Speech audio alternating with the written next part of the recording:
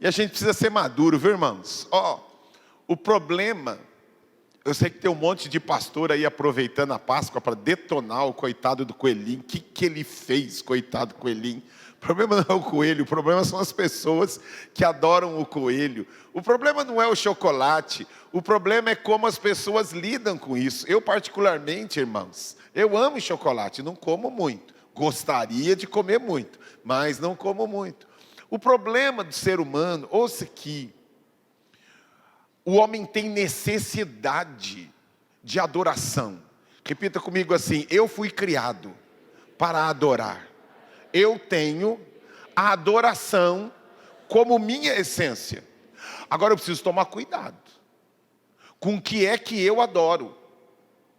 Os cristãos, olha só, antes do cristianismo, Deus orienta Salomão a construir um templo. Quem que orientou, irmãos? Deus. E o que ocorreu com o templo? Se transformou em algo que foi ídolo. As pessoas passaram a idolatrar o templo. Deus só se manifesta no templo. Sabe o que Deus fez? Deus pega o general Tito e manda destruir, e acabou com o templo. Cadê? Porque nós não dependemos de templo para adoração. Amém? Você veio ouvir a voz de Deus? Deus já está falando conosco.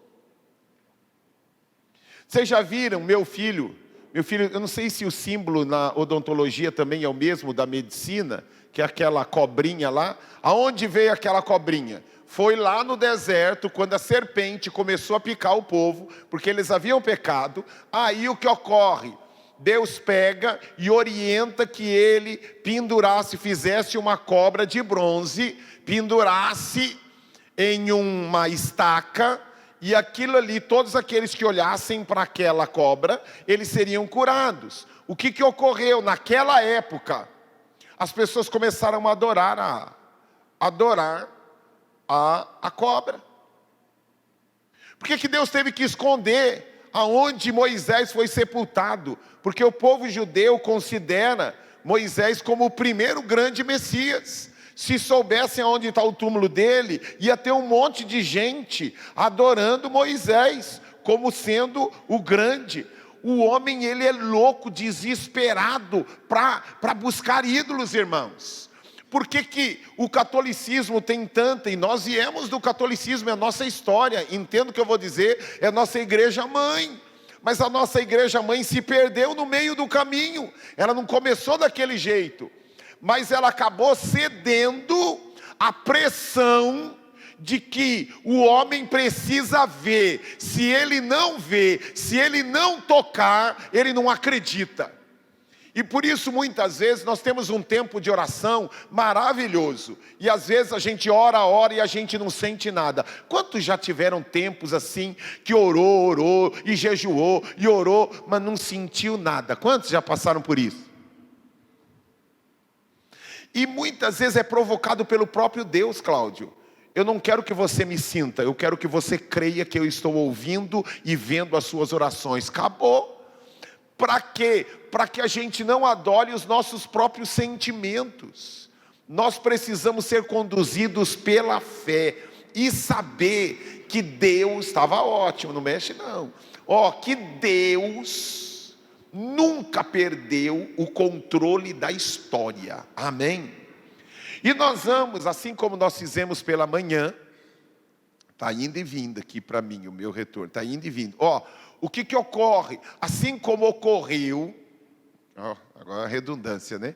Mas assim como nós fizemos pela manhã, nós vamos fazer agora à noite. Repita comigo: tem muita coisa que eu estou experimentando na minha vida hoje. Coisas boas, mas que não começaram hoje. Tem história. E tem muita coisa que eu estou colhendo na minha vida, que não é muito boa, mas que não começaram hoje. Tem história. Diga assim: eu sou resultado de tudo aquilo que eu plantei ou que eu deixei de plantar. A minha vida, ela é cheia de semeaduras. Você entende isso? Isto envolve nossa vida profissional, isso envolve nossa vida espiritual, isso envolve o nosso relacionamento com Deus. Fazendo propaganda, porque hoje não sou eu que vou pregar, só estou introduzindo aqui, mas semana que vem, é a última mensagem do livro de Romanos. A gente vai começar a entender, e eu queria desafiar você a ler na sua casa Romanos 16. Embora tenha uma lista gigante de nomes, e nós vamos entender qual a história de cada um daqueles nomes. Nós não fomos largados, nós não estamos largados aqui, irmãos. Há uma história na vida de cada um de nós, e nós precisamos entender isso. Há uma construção na vida de cada um de nós. Repita comigo: as minhas atitudes estão construindo, ou as minhas atitudes estão destruindo? E a gente precisa ficar atento. Eu estou construindo ou estou destruindo? E ontem eu ia embora para casa com a minha esposa, e nós estávamos lembrando de algumas pessoas que estavam indo tão bem, mas por causa de algumas decisões, a vida delas teve uma virada de 360 graus. E aquilo que estava indo tão bem, hoje é um mar de destruição. Mas também lembrando de pessoas que estavam vivendo um mar de destruição, mas as suas atitudes levaram a uma grande ressurreição. Que muita gente havia dito: acabou, morreu, acabou, não tem mais jeito. Mas as suas decisões, Luzenira, fizeram uma ressurreição de algo que ninguém acreditava mais. Mas o Deus que ressuscita mortos pôs a mão, porque Ele está sempre vendo aquilo que nós estamos fazendo, irmãos. E vou falar na semana que vem, nossos filhos estão vendo o que a gente faz, o que a gente valoriza. Mas isso é para a semana que vem, beleza? Mas hoje estamos falando da Páscoa. A Páscoa começou hoje? Não, a Páscoa começou antes. A Páscoa é resultado de uma história. Começou no Egito, mas para nós, a Páscoa do Egito só apontava para coisas maravilhosas e poderosas. E hoje, diferente do que nós vamos fazer no ano que vem, que nós já começamos a planejar a nossa Páscoa de 2025. Ai, pastor, mas está tão longe, porque o nosso Deus é um Deus visionário, e por isso nós somos visionários também, amém? Beleza? Então, o que ocorre? A Páscoa do Egito apontava para algo que Deus ia fazer 2000 anos depois. Aí chegamos agora e nós vamos receber com grande alegria alguém chamado, nós vamos mudar o nome dele hoje, alguém chamado Quinta-feira. E nós vamos receber o Quinta-feira entre nós. Vamos aplaudir ao Senhor pelo Quinta-feira. Lembre-se, Jesus ressuscitou quando que Jesus ressuscitou? No domingo. Repita comigo: eu sou resultado de uma história. A gente não gosta de ter história, irmãos, mas a gente tem, faz parte de processo. Para chegar na ressurreição, teve que passar pela quinta-feira. O nome dele verdadeiro é Arthur, para quem está assistindo no YouTube, o nome dele é Arthur, meu filho, mais novo. Mas ele hoje está representando a quinta-feira. O que é que aconteceu na quinta-feira de tão importante para nós hoje? Amém, glória a Deus. Gente, antes de eu começar a falar propriamente da quinta-feira, a gente vai voltar um pouquinho e falar um pouco do domingo, uma semana antes da ressurreição de Jesus. Então, domingo, segunda, terça, quarta e quinta-feira. Depois vão ter o sexta-feira, vai ter o sábado e depois vai voltar para o domingo. Então, vamos lá, antes de começar. Jesus, obrigado, Pai, por mais um dia de vida. Obrigado por essa oportunidade de nos lembrar mais uma vez sobre o seu grande sacrifício feito na cruz. E lembrar e te agradecer, te louvar por esse grande ato. Obrigado, Jesus.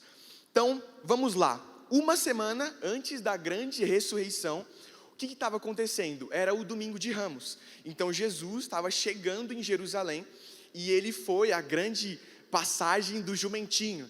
Ele fala para Pedro e João irem, recebe a palavra de conhecimento, fala para eles irem e pegarem o jumentinho, que ia estar na entrada da cidade, e eles pegam esse jumentinho e Jesus entra. E é a grande entrada triunfal. Todo mundo pega aqueles ramos de árvores e aí todo mundo, hosana nas alturas, é ele, é Jesus. E as pessoas perguntavam, pô, quem não conhecia, né? Quem é ele? Quem é ele? E falavam, pô, é Jesus, é o Rei dos Reis, o Senhor dos Senhores, hosana, hosana, hosana.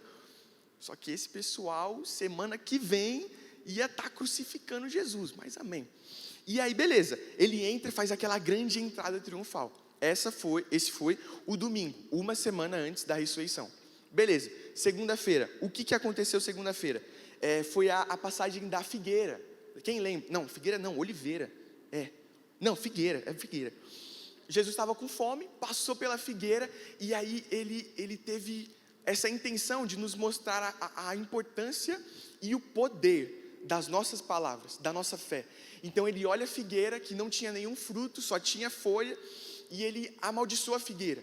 E depois os discípulos perguntam, caraca, por que ele amaldiçoou a figueira? Por que murchou na hora? E Jesus fala, porque a sua fé tem poder, as palavras têm poder. E beleza, depois de lá ele foi para o templo, começou a trocar ideia com os sacerdotes, e segunda e terça, foi isso, basicamente, ele falando com os sacerdotes, porque os sacerdotes eles queriam, de alguma forma, acusar Jesus, e pegar algum argumento que queriam matar ele, desde essa época, uma semana antes, já queriam matar ele, então ficavam perguntando perguntas assim polêmicas, e aí queriam achar algum argumento para matar Jesus, para servir como argumento para matar e crucificar Jesus. E aí, beleza, essa foi a terça-feira também. Quarta-feira, os estudiosos chamam de quarta-feira das trevas. Por quê? Eles acreditam que foi nesse dia que Judas Iscariotes estava começando a traquinagem, a negociar Jesus e conversar com os bandidos lá para vender Jesus. Então, os estudiosos chamam de quarta-feira das trevas. Então, chegamos na quinta-feira, 4 dias antes da grande ressurreição de Jesus. Quanto tempo eu tenho ainda? Tem um tempinho. Tá bom. Porque são 12 minutos, irmãos.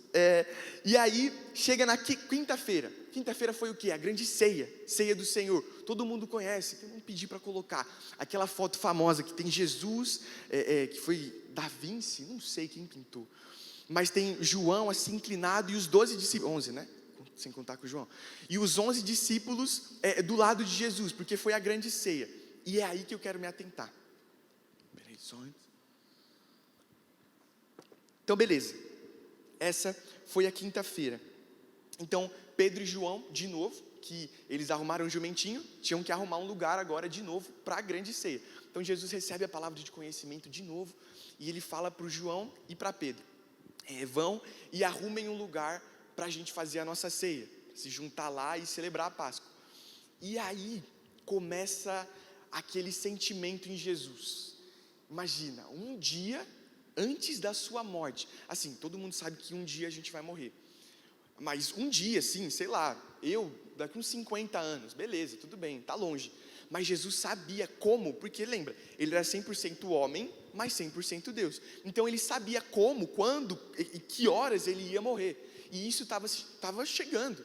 Então Jesus começou a ficar angustiado, porque ele ia morrer pelos outros, pelo próximo, por amor, aquele amor ágape, grande, conhecido amor ágape, que dá a sua vida pelo próximo, beleza. E aí, o que acontece? Jesus se depara com uma situação triste, porque os discípulos, eles começam a discutir quem era o maior entre eles. Quem lembra dessa passagem? Então eles começam a discutir entre eles quem era o maior, e aí é onde Jesus se depara com esse abismo de sentimentos, porque ele dando a sua vida em prol do próximo, chegando assim na humildade extrema e no ponto mais alto, ele triste, e se depara com os discípulos vendo e discutindo entre eles quem era o maior. Tipo, nada a ver, eu passei 3 anos com eles, e eles não entenderam nada ainda. Ele dando a sua vida, e eles discutindo quem era o maior, sabe? A humildade e o egoísmo. Então, a oposição, é totalmente o contrário. E Jesus começa a ficar muito triste, angustiado. Hoje de manhã o Lincoln falou, nunca tinha visto isso, que Jesus, está escrito que Jesus suava sangue. Ele começou a suar sangue. Pô, a que nível ele estava? Então ele se depara com esse abismo de diferenças de emoções. E a gente vê, e aí depois disso, o que acontece? Lava-pés. Jesus toma essa atitude inusitada, que se deparando com ele no ponto mais alto da humildade, do amor ágape, ele vê esse egoísmo no coração dos seus discípulos, e ele toma uma atitude que eu tenho certeza, cravo, que nenhum de nós teríamos, que ele se ajoelha, e a palavra fala que ele pega a túnica dele, tira assim, coloca a toalha na cintura, e começa a lavar os pés dos discípulos. Ele toma uma atitude de servo. Enquanto os discípulos estavam no maior egoísmo, ele toma uma atitude que ninguém faria isso. E aí ele começa a lavar os pés dos discípulos, e Pedro fala, não mestre, que isso? Você não vai lavar meu pé. E ele fala, Pedro, eu preciso fazer isso, senão você não vai ter parte comigo. Aí Pedro, que era 8 ou 80, ele falou, não, então lava meu pé, lava minha cabeça, lava meu corpo inteiro. Ele fala, não precisa, você já está limpo. Mas vocês já estão limpos, mas nem todos. E aí ele estava falando de Judas. Mas não é aí onde eu quero me atentar. Onde eu quero me atentar é esse sentimento, como eu falei, que é algo que nós precisamos buscar. E assim como, acho que há umas 3 semanas, eu preguei e falei sobre nós analisarmos e autoavaliarmos o nosso coração. Não sei se isso é uma redundância, mas amém. Nós avaliarmos o nosso coração, porque é uma atitude que a gente vê em Jesus que, cara, não faz sentido. Ele, sendo o maior dentre eles, toma a posição de se curvar e lavar os pés. Então o que a gente aprende? Tá bom. Tá bom. Então o que a gente aprende? O lugar mais alto que a gente pode chegar é ajoelhando e lavando os pés dos nossos irmãos. Isso é o que Deus fala comigo toda vez que eu leio essa passagem, que o lugar mais alto que a gente pode chegar é se curvando diante do nosso irmão e lavando os pés dele, e se preocupando, e demonstrando esse amor.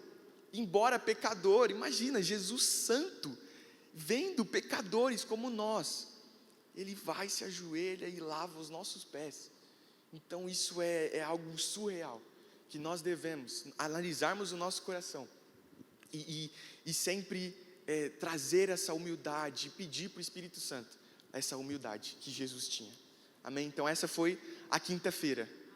Glória a Deus. Glória a Deus. Vamos tentar extrair, cutucar um pouquinho mais a questão da quinta-feira. Jesus sabia que eu e você precisaríamos entender o que a quinta-feira nos ensina.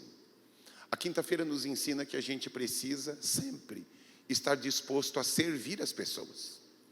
E como começa o serviço? Vamos lá. Como foi o almoço na sua família? Quem foi o primeiro a pegar? Eu me lembro quando era criança, eu descobri depois só de adulto, que meu pai amava a coxa da galinha. Mas eu criança, fominha, eu era o primeiro a querer o quê?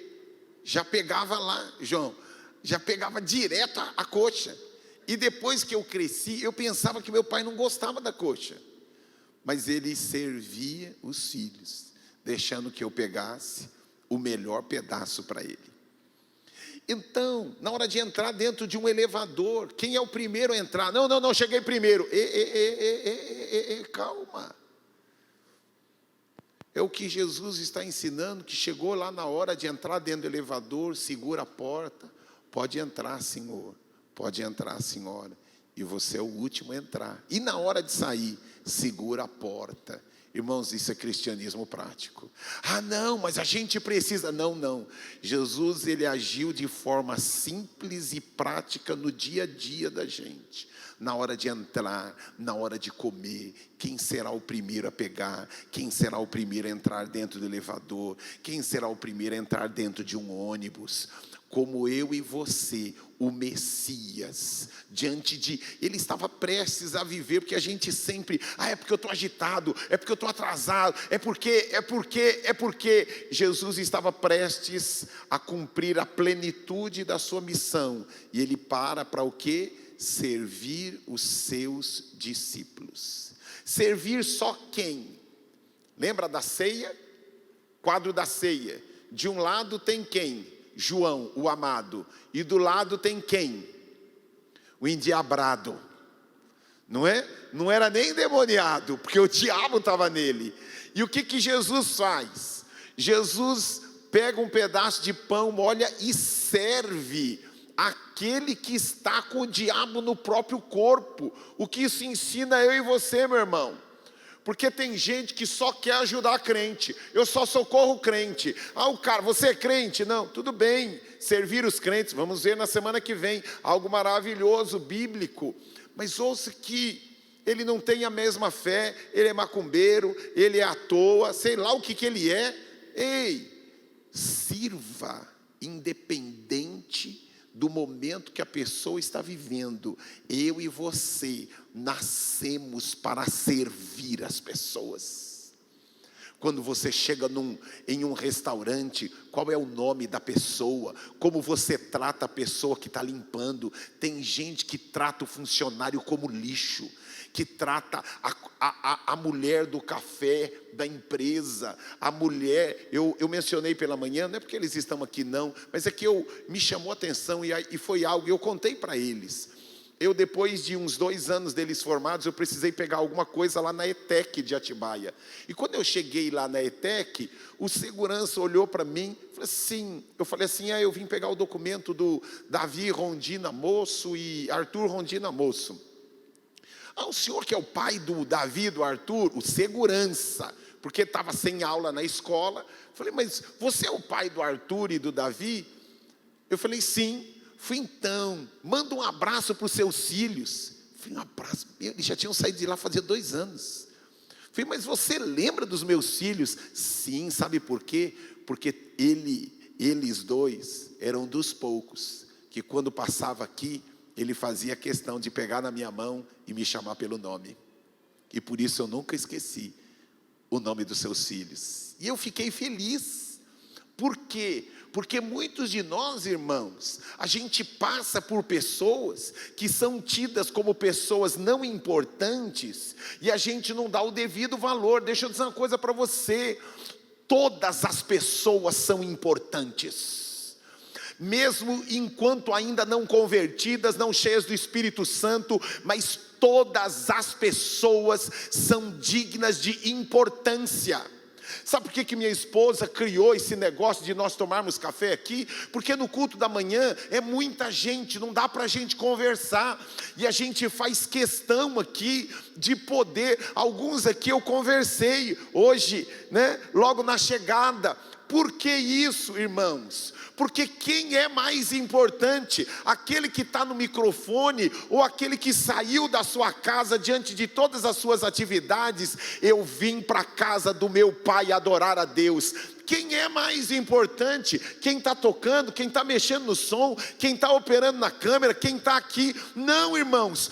Todos nós somos importantes, filhos amados que Deus sonha, e antes que você surgisse no ventre da sua mãe, Deus já te conhecia pelo seu nome. Olha que coisa importante, irmãos. Nós precisamos valorizar a todos. A quinta-feira aponta para que todos são importantes. Então aquele que está sentado do seu lado, que é alguém importante, eu quero que você aplaude essa pessoa tão importante, que está aí pertinho de você. Diga para ele assim, você é alguém importante. Beleza? Tem uma irmã que ela é da sede, nem é daqui. Cadê ela? Eu conheci hoje, ela disse que de vez em quando frequenta, porque ela mora longe. Está ali, Se não fosse esse momento, nós não conhecíamos. Valorize chegar, 5, 10 minutinhos. Nós criamos isso, irmãos. baseado no princípio da quinta-feira, que o mestre, mesmo diante de toda a sua grande missão, parou para ter relacionamento com todos, até com o endemoniado. Se tem alguém endemoniado aqui, vai receber um beijo e um abraço. Depois a gente expulsa o capeta também. Beleza? Vamos receber a sexta-feira entre nós. Eita Deus, vamos aplaudir ao Senhor pela sexta-feira. Meu querido Tiago, tem na sexta e a véspera da sexta-feira, está lá ajudando também. Eu peguei o errado. Você pegou o meu. Boa noite, gente, tudo bem? Eu sou o Davi e eu vim aqui falar sobre a sexta-feira de Páscoa. Eu vou falar primeiro sobre os acontecimentos e depois eu vou tirar uma lição disso. E eu queria que você entrasse na história junto comigo. A sexta-feira não foi um dia feliz, não foi um dia de alegria, de uau, de festa. Na verdade, a sexta-feira foi um dos dias mais tristes da história da humanidade, onde tudo de ruim aconteceu. E eu fui assistir uma peça de teatro, e no momento que chegou a parte da sexta-feira, da crucificação, e eu comecei a ver Jesus e tudo aquilo acontecendo, veio uma comoção tão grande. Eu não sou de chorar, eu sou muito difícil para isso, mas é impossível não se emocionar com tudo que aconteceu. Eu vou começar contando os fatos. Logo na sexta-feira, na madrugada da sexta-feira, Jesus estava com seus discípulos no jardim do Getsemane, se preparando ali e orando. E aí ele orou ao seu pai e disse: Pai, se possível, afasta de mim esse cálice. Pai, se possível, afasta isso de mim, eu não quero viver isso. Mas, contudo, seja feita a tua vontade. Então Jesus se encaminhou e todos os fatos aconteceram. Judas veio, o traiu, levou os soldados até ele. Jesus foi preso, foi levado para julgamento. E aí, enquanto ele estava sendo levado para julgamento, Pedro, o discípulo que mais estava junto, mais falava, mais estava ali querendo agradar o mestre, quando questionado sobre Jesus, ele disse: você era o discípulo que seguia Jesus? Não sou eu. Não, você é sim, eu vi ele com Jesus. Não, esse não sou eu. Eu tenho certeza, eu vi você. Eu não conheço esse homem na minha vida. O que mais estava lá dizendo: Jesus, eu vou por você, eu luto por você, eu morro por você, eu vivo pelo seu nome. Na hora do aperto, eu nunca ouvi falar desse homem. Imagina a decepção de Jesus. Seguindo isso, Jesus, ele é julgado pelos líderes religiosos da época, e então ele é condenado à morte. Imagina Deus vendo aqueles que se diziam seus sacerdotes, aqueles que liam a Bíblia, liam as escrituras dia e noite, praticavam tudo aquilo e diziam: eu sou o sacerdote de Deus, eu estou aqui para servir a Deus, eu estou aqui à espera do Messias. Jesus, Deus na frente deles, e eles dizendo: crucifica, mata. Jesus, tanto que o Pilatos, naquela época, ele foi comovido, ele percebeu que aquilo não estava certo. Só que por meio de um julgamento, por meio de um olhar de julgamento das pessoas, ele viu todo o povo dele, todo o governo dele olhando para ele, falando: crucifica. Ele percebeu que aquele aos pés dele era Deus, o Messias. Mas ele não teve coragem de libertar o Messias. Lavou suas mãos e disse: o julgamento dele fique para vocês. E a multidão que estava sendo, que a ira de Deus, estava isso aqui, da ira de Deus consumir todo aquele povo, e o único salvador daquele povo na frente deles, e eles disseram: mata, libertem o assassino, o estuprador, o pedófilo, Barrabás, mas matem Jesus. Com tudo isso acontecendo, Judas vendo tudo aquilo, ele percebeu: meu Deus, eu entreguei Jesus, o Salvador. Ele se comove de tamanho remorso, que ele vai tentar devolver o dinheiro, e os sacerdotes dizem: não queremos mais você, a gente já conseguiu Jesus. E comovido com aquilo, não por arrependimento, mas por remorso tão grande, ele pega e se enforca, na tentativa de limpar a sua alma. Ao invés de correr para Jesus, ele correu para a própria morte. E mais para frente, Jesus, Cristo, Deus encarnado em pele, começa a ser torturado, começa a passar por chicotes, começa a passar por açoites, começa a ser zombado do próprio povo. Ele começa a ser torturado, e aqueles que se diziam os próprios sacerdotes que serviam a Deus começam a zombar, apontar na cara de Deus e falar: você é lixo. Se você é Deus, se você é aquele quem você fala que é, se salve, levanta daí, você não é o Todo-Poderoso. Imagina o Criador morrendo pelas suas criaturas e tendo que ouvir isso, a sua criatura, o mínimo pó da terra, apontando o dedo na cara dele, dizendo: se você é Deus, levanta, você não é o Todo-Poderoso. E ele foi açoitado, zombado. A coroa que ele carregava nos céus, a coroa celestial, foi trocada por uma coroa de espinhos que o fez suar sangue. A capa de resplendor de glória dele foi trocada por trapos para ser zombado. E os anjos e serafins e querubins que exaltavam: santo, santo, santo ele é, agora foi trocada por uma placa de zombaria escrito: esse é Jesus, o Rei dos Judeus. E seguindo isso, ele começou a ser zombado e foi para o processo de crucificação. Pegou a sua cruz e carregou. A cruz que pesava em média 90 quilos. E ele com o seu corpo destruído, sem forças, destroçado, tendo que carregar aquilo montanha acima, enquanto o povo gritava: morte, morte, lixo, para o próprio Deus. Então ele, quando foi crucificado, pregos de em média 18 centímetros foram o que pregaram ele naquela cruz. As suas costas estavam em carne viva, a ponto de que para ele conseguir respirar na situação que ele estava, ele tinha que se forçar para desgrudar da cruz. A pele dele sangrava em carne viva só para ele conseguir respirar. A boca dele tão seca que na hora que ele pediu, ele só: água, água. Pegaram uma esponja, molharam de vinagre e deram para ele beber. E quando ele não conseguia mais respirar, enfiaram uma lança na barriga do próprio Deus. E aí, naquela cruz, Jesus disse: Eloi, Eloi, lama sabachthani. Em toda a história, Jesus sempre se referiu a Deus como Pai. Pai, meu Pai, o que eu faria? Meu Pai, o Pai que está nos céus. Mas nesse momento, pela primeira vez na história da criação, na história dos céus, em toda a história que nós não temos nem compreensão, foi a primeira vez que o Filho de Deus se referiu não como Pai, mas Deus, meu Deus, por que me abandonaste? E ali, ele largou o seu posto de filho, se tornou pecado. Toda a ira de Deus foi jogada contra ele. Jesus não nos salvou simplesmente dos nossos erros. Jesus não nos salvou de uma cruz. Jesus não salvou a gente de um pecado de madeira em forma de cruz. Jesus nos salvou do próprio Deus. A ira de Deus estava sobre nós.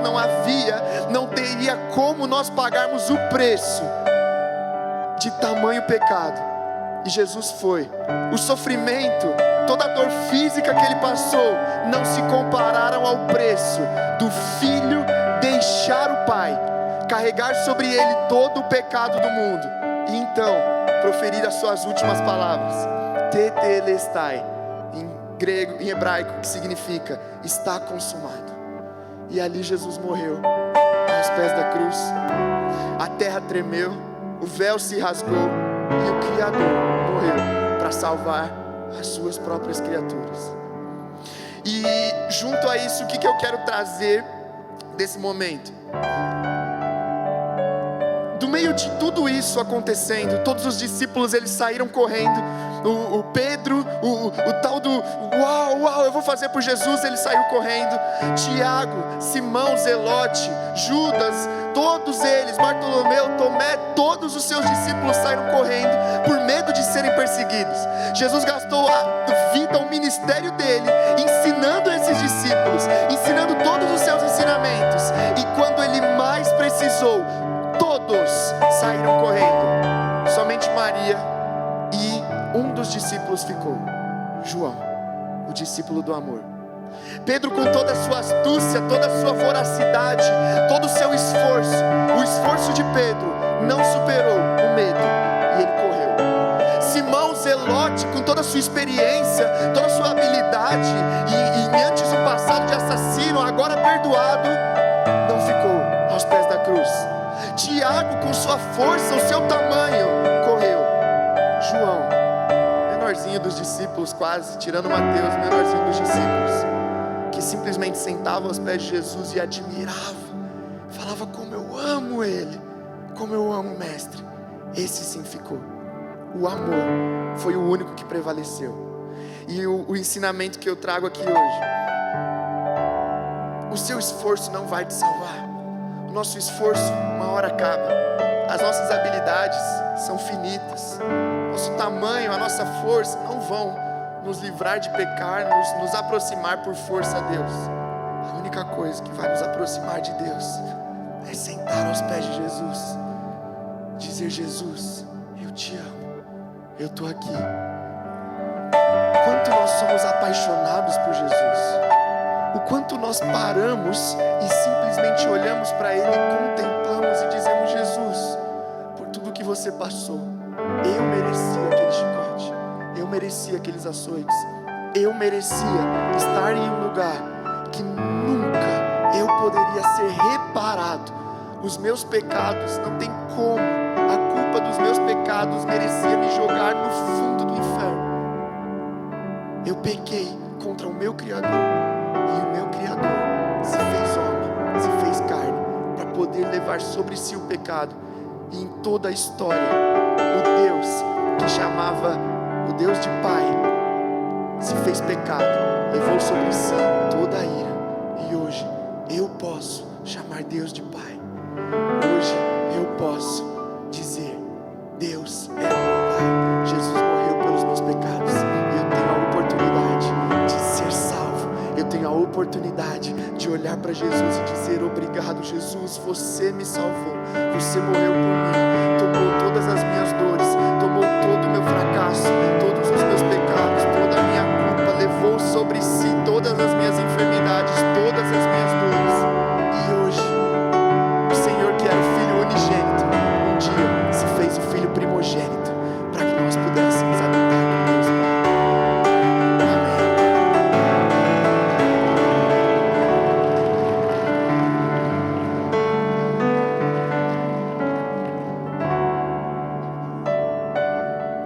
Sabe, irmãos, tem um detalhe importante que não foi mencionado pela manhã e nem agora à noite, mas é importante e está linkado a tudo isso. Para o preparativo da Páscoa, o pai tinha que pegar uma ovelha pequena, uma ovelha perfeita, para o dia do sacrifício. Todavia, esta ovelha teria que ficar dentro da casa durante um tempo. Há umas 3 semanas atrás, minha esposa teve um sonho. Quem tem animalzinho sabe o que é isso. Minha esposa sonhou que o nosso cachorrinho, o macho, havia morrido. Você tem noção do desespero, do quanto minha esposa chorou, porque os bichinhos dão trabalho, irmãos. Mas quem tem animalzinho sabe o que eu estou dizendo. Você pega um amor tão grande por eles, um carinho tão grande. E minha esposa desabou a chorar, Roque, só porque sonhou. Por que Deus orientou o povo que eles tinham que pegar aquela ovelha e deixar durante um período, Shirley, dentro de casa, para que ocorresse um vínculo emocional? Eu quero dizer algo a você: não foi fácil para Deus ver o seu filho morrer por alguém que não o valorizava. Veio para os seus, mas os seus não o quiseram. Sabe, irmãos, o pai, imagina as crianças, a mãe e o pai, na hora de pegar e sacrificar o cordeirinho, que já vinha um vínculo, que pulava na cama, que brincava. Mas chegou o momento da Páscoa, o sacrifício precisa ser feito. porque Deus é mau. Não, irmãos. Deus queria que o homem entendesse que não foi fácil. Não foi fácil. Vivemos muitas vezes como loucos. Vivemos uma vida doida, preocupado em desfrutar de 90, de 100 anos. O Criador poderia ter aberto a boca.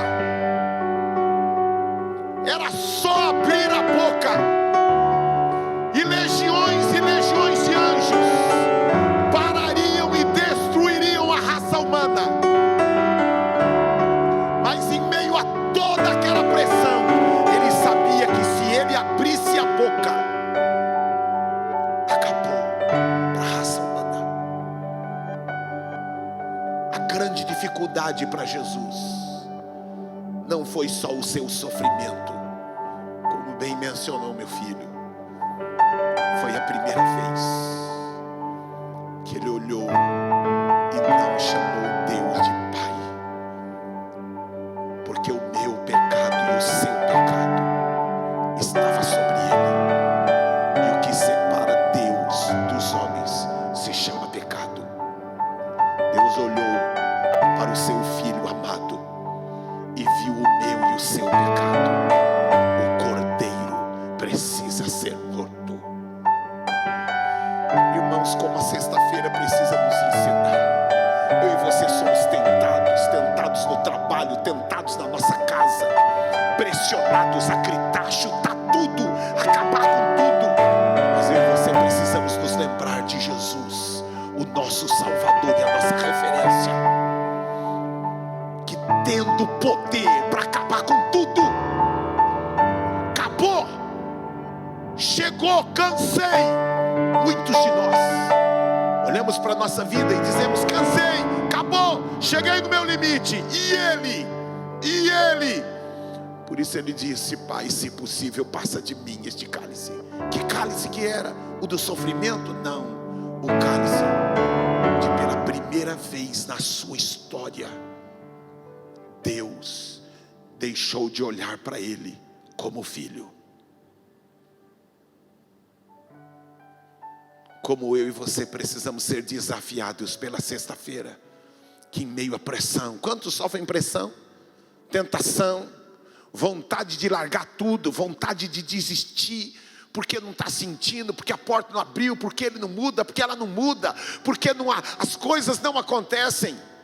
Meu filho pontuou, imagina, depois de todo o trabalho, ele olha para os seus amigos, e ninguém ficou, a não ser aquele que estava cheio de amor.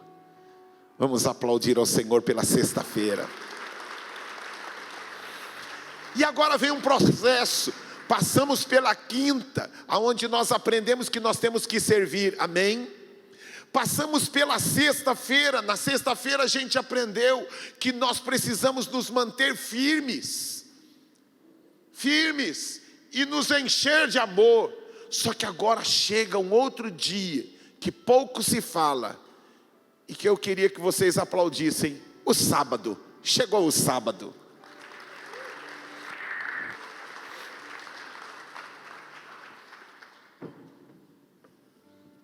Amém.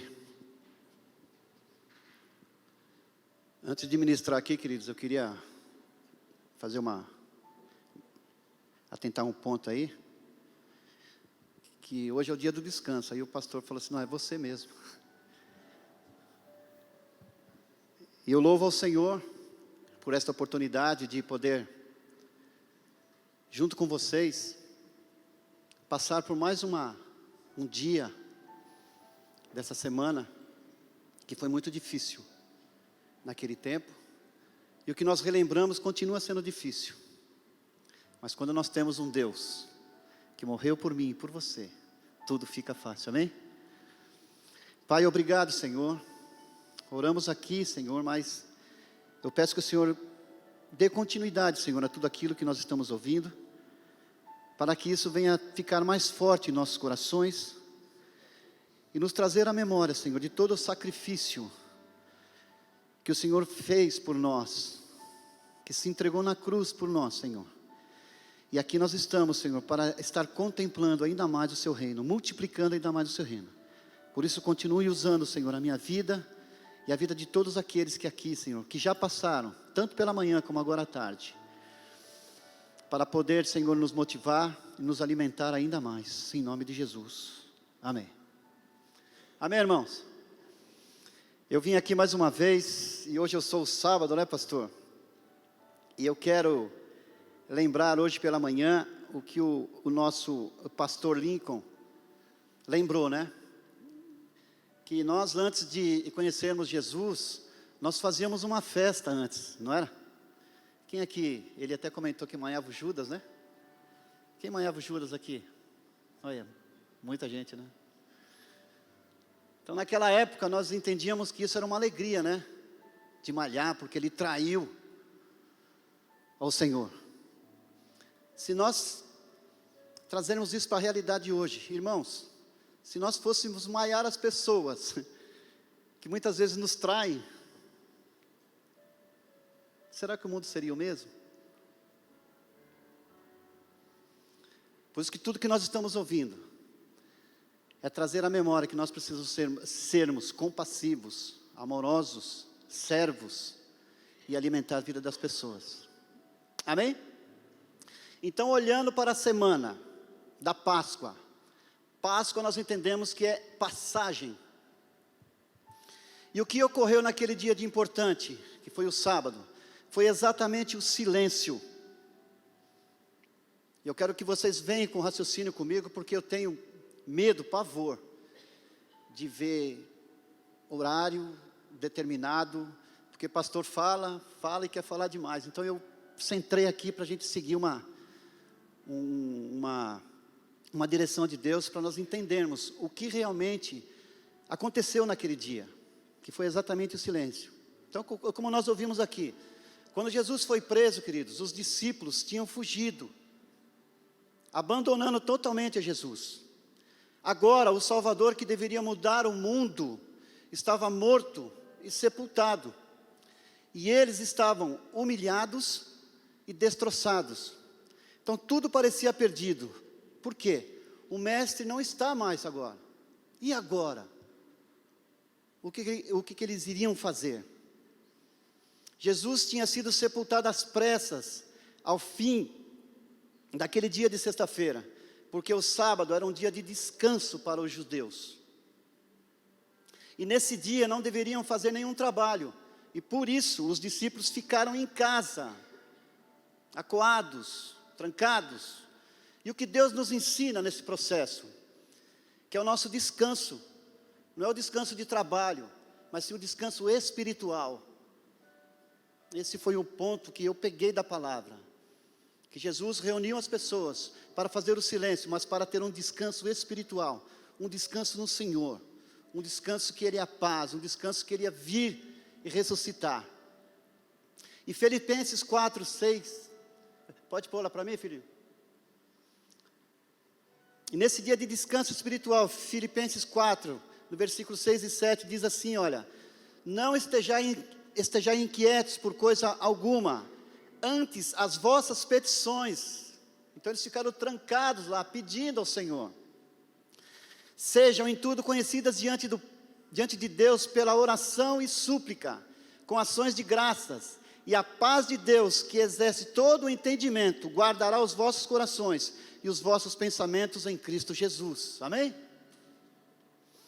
E em muitas situações, queridos, ficamos em silêncio. E muitas vezes nós fazemos também a mesma pergunta: e agora? E agora? Aprendemos também que em dias de silêncio como esta passagem, quando não temos força e muitas vezes ficamos desesperados, o Senhor me levou no Salmo 73, no versículo 26, que diz assim, olha lá: ainda que a minha mente e o meu corpo se enfraqueçam, Deus é a minha força, Ele é tudo e o que eu sempre preciso. Me lembro também das promessas de Jesus que fez para todos nós, e que está escrito em Mateus 11, 28. Quando você estiver triste, quando você estiver cansado, desesperado, o que diz a palavra ali, olha, o Senhor diz assim para você, para mim e para você: vinde a mim, a todos que estão cansados e sobrecarregados, e eu vos... Vamos ler juntos? Venham.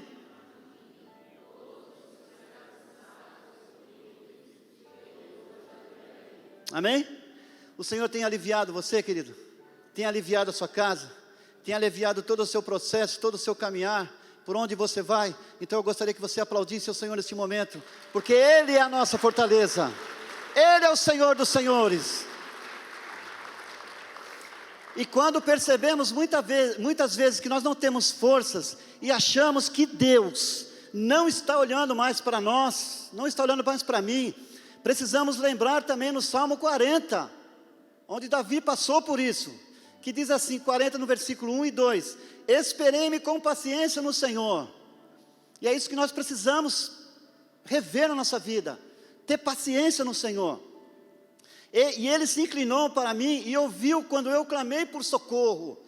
Quando você se afronta com Deus, ajoelha ao Senhor e pede socorro a Ele, Ele está assim, olha, para responder o que está no seu coração, o que você está sentindo. E foi exatamente isso que o Senhor notou na vida daquelas pessoas, daqueles discípulos, e de todos aqueles que seguiam ao Senhor. E o que o Senhor fez? Ele tirou, e continua nos tirando de um poço de perdição, de um atoleiro de lama, e nos coloca os pés sobre uma rocha, e firma os nossos pés. Amém, queridos? Então no silêncio, às vezes, nem temos força para falar, está doendo, às vezes nós não temos forças físicas para conversar com Deus. E o que Deus pede para mim e para você? O que Deus fala para mim e para você? Espere, espere, espere. E naquela época, sabe o que Deus estava falando para os discípulos em orações? Espere, espere, que o domingo vai chegar. E eu não quero falar de domingo, porque eu vou dar oportunidade para outra pessoa aqui. Aleluia. Então o Senhor fala assim, espere. E na sua oração, querido, espere. Na sua oração, querida, espere. Porque aquilo que você pensa que é bom para você, o Senhor tem coisa maior para você ainda. Em nome de Jesus. Então, irmãos, é no silêncio que Deus age. E se eu fosse você, eu dava um glória a Deus. É no silêncio que Deus age. É no silêncio que Deus ouve o seu coração. E qual é o ensino para nós hoje? Para nossas vidas? O sábado pode ser longo. O nosso dia pode ser longo. Mas o domingo é um dia. E eu não quero novamente deixar a oportunidade para o irmão falar do domingo. Então aquela sexta-feira foi dura na vida de Jesus e de seus discípulos. E nos deixou um sábado muito longo, comprido. Mas as nossas dores se transformam em esperança. Se transformaram em esperança. O desespero se transformou em alegria. No texto de Romanos 1, no versículo 17 diz: o justo viverá pela... O justo viverá pela... Quem é justo aqui? Levante a mão. Justo de buscar o Senhor, de estar com o Senhor. O justo viverá pela fé. E o que é isso? É andar em direção ao Senhor. É ouvir a voz do Senhor. É obedecer à vontade do Senhor. E crendo que Ele vai te abençoar. Amém? Pode aplaudir ao Senhor? E Ele vai te abençoar. Em nome de Jesus. Precisamos ter um nível maduro para isso, irmãos. Precisamos amadurecer o nosso nível de fé.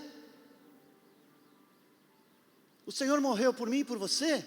Não foi simplesmente para nós continuarmos vivendo da mesma maneira. Tudo que nós planejamos, tudo que nós queremos e colocarmos na mão do Senhor, com fé, Ele vai responder.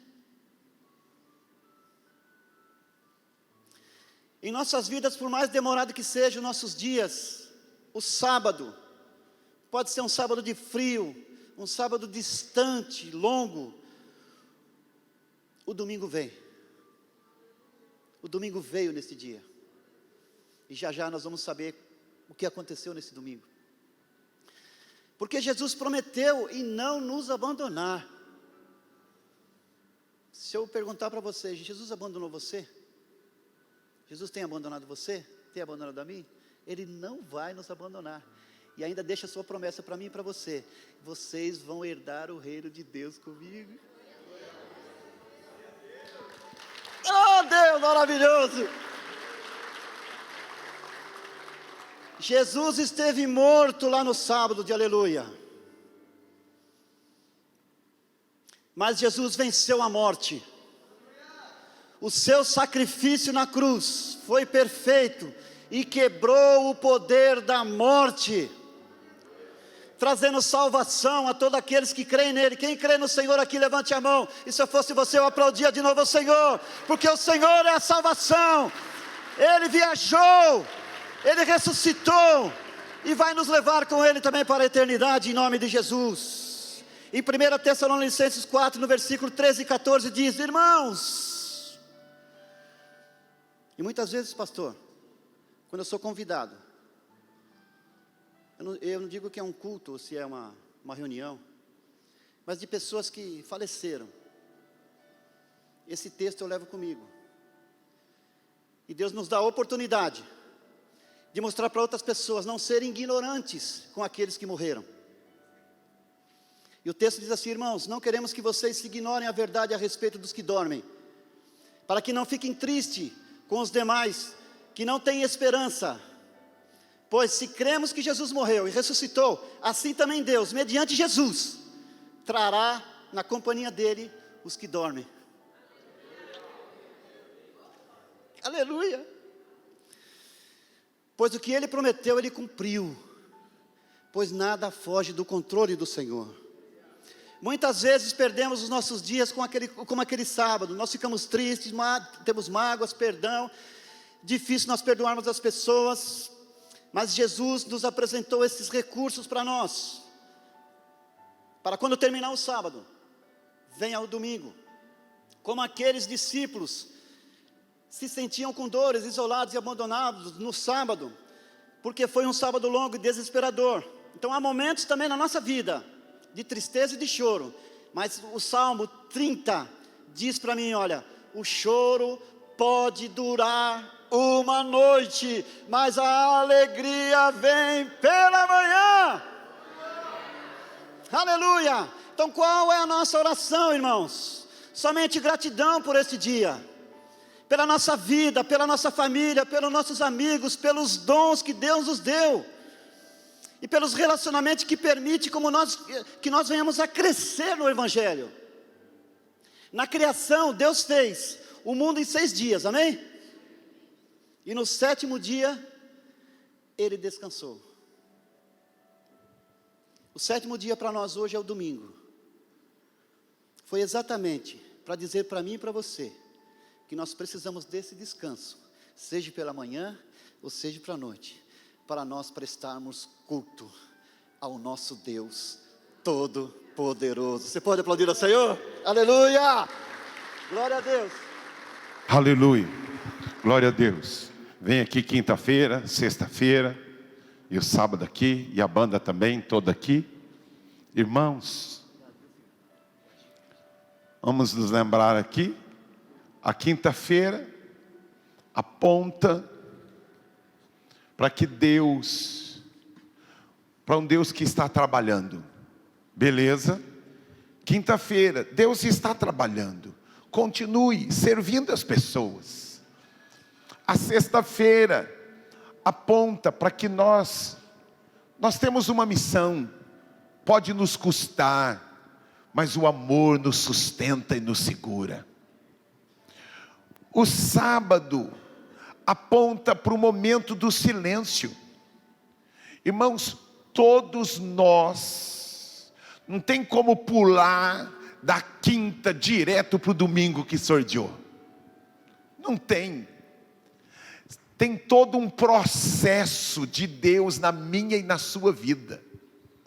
O que nós precisamos crer é que Deus continua trabalhando. Nunca se viu e nem se ouviu de um Deus como o nosso Deus, que trabalha em prol daqueles que nele esperam.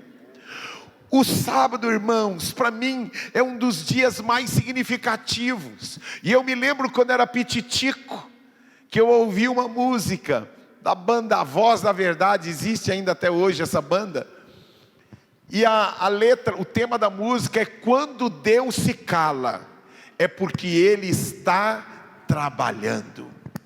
Como é no dia do silêncio de Deus que nossa fé ela é provada, irmãos. Porque na hora que está tudo dando certo, a gente não sabe que nível de maturidade nós temos. Porque está tudo dando certo, porque as coisas estão acontecendo.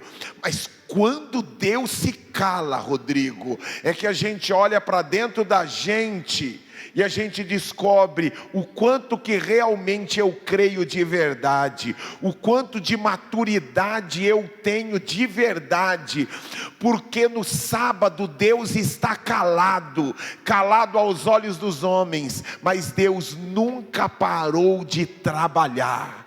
A ressurreição virá, irmãos. Porque Deus não é homem e nem filho do homem. Aquilo que Ele prometeu, Ele é poderoso para cumprir. Mas eu e você precisamos ser fiéis até o fim, irmãos. Não sigo aquilo que eu vejo, não sigo aquilo que eu sinto, mas eu sigo aquilo que eu creio. Ele disse na sua palavra e Ele vela pela sua palavra. Não estou entendendo nada. Era a grande crise dos discípulos. Imagina, irmãos, o Messias, o rei prometido, está morto. Mas eles deveriam crer que Ele disse que havia de ressuscitar. Então eles estavam tristes por quê? E por que eu e você ficamos tristes quando as coisas não acontecem? Porque a gente olha os discípulos e diz: mas Ele disse que ia ressuscitar, era só ficar esperando. Irmãos, como disse o meu querido pastor Altair, tem sábado na nossa vida, irmãos, parece que ele não acaba nunca. É verdade ou não é? Tem sábado, irmãos, que dura 10, 20, 30 anos. Mas ouça aqui: aquele que prometeu é poderoso para cumprir a sua palavra. Como bem nos lembrou os Salmos, o choro dura uma noite, mas a alegria virá ao amanhecer. De manhã nós cantamos Ressuscitou, mas me veio aqui a sugestão de uma música, que o tema da música já diz tudo: o grito. Irmãos, tem hora que a gente precisa gritar, não é para Deus, é gritar com a gente, irmãos. Porque o maior obstáculo somos nós, irmãos. Eu falo direto para minha esposa, falei: amor, o nosso grande problema está aqui. Aí ela fica nervosa comigo. Eu falei: amor, o seu problema está aqui. Mas o nosso grande problema, irmãos, não é o que está do lado de fora, é o que está aqui dentro. As coisas não estão acontecendo, mas eu preciso crer que o Rei dos Reis está aqui. É a grande diferença. De manhã eu mostrei, não sei se tem aí, mas tem aí, o pastor é uma benção, pede 20 coisas ao mesmo tempo. Então assim, nós vamos cantar a música do grito, que precisa da letra, porque eu não conheço a letra. Mas eu mostrei de manhã uma imagem de Jesus sendo metade ovelha e metade leão. Jesus nunca deixou de ser leão, mas Ele sendo leão, olha que imagem bonita. A ovelha aponta para o serviço e missão. A ovelha, quando percebe que ela vai morrer, pastora Tânia, ela começa a chorar, mas ela continua indo para o matadouro, porque ela sabe que a missão dela está acabando. Ela vai precisar morrer. O bode não. O bode, quando ele vê que tem sofrimento, sabe o que o bode faz? Começa a dar chifre e dar coice para todo lado. Sendo leão, morreu como ovelha, mas um dia ele virá como ele é na sua plenitude, o leão da tribo de Judá, o rei dos reis, o ressurreto dentre os mortos. E eu quero que você fique de pé e ouça aqui. Nessa Páscoa, eu e você temos que celebrar a nossa ressurreição.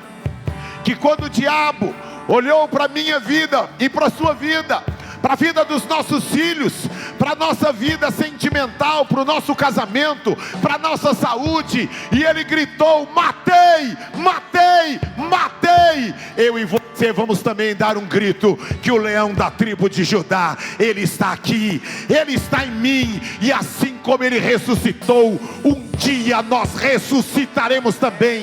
A morte não poderá nos segurar, porque assim como ele se levantou dentre os mortos, nós nos levantaremos também. E aplaudam a ele, glória, aleluia. Que prazer em ter você aqui em nosso culto, assistindo ainda que online, mas há uma alegria tão grande no nosso coração em ter a sua participação neste nosso culto. E eu queria te fazer um convite. Você que sentiu a graça do Senhor atrair o seu coração, quero convidar você a aprofundar ainda mais esse seu contato e conhecer ainda mais deste evangelho poderoso e salvador. E você vai estar vendo aí os nossos contatos, o QR Code, para você ter os nossos contatos e mandar uma mensagem dizendo que você quer conhecer mais deste evangelho da graça poderosa do Senhor. E também você que estava distante, mas a graça do Senhor está atraindo você, a palavra do Senhor tocou no seu coração e você quer se reconciliar com o Senhor Jesus, também mande uma mensagem, coloque o seu celular aí nesse QR Code, mande pra gente uma mensagem dizendo: olha, eu quero voltar, eu quero caminhar com Jesus novamente, e nós vamos fazer um contato com você. E você também que já tem ouvido esta mensagem na sua casa e se decidiu: eu quero descer as águas do batismo, eu quero confessar publicamente que Jesus é o Senhor da minha vida, eu quero experimentar algo novo de Deus para minha vida. Você também nos mande uma mensagem e eu tenho certeza que aquele que começou uma boa obra em você, ele vai aperfeiçoar. Conte com a gente, a família, a comunidade da Graça em São Mateus está aqui para te servir. Um beijo grande, até a próxima mensagem, até mais, tchau, tchau.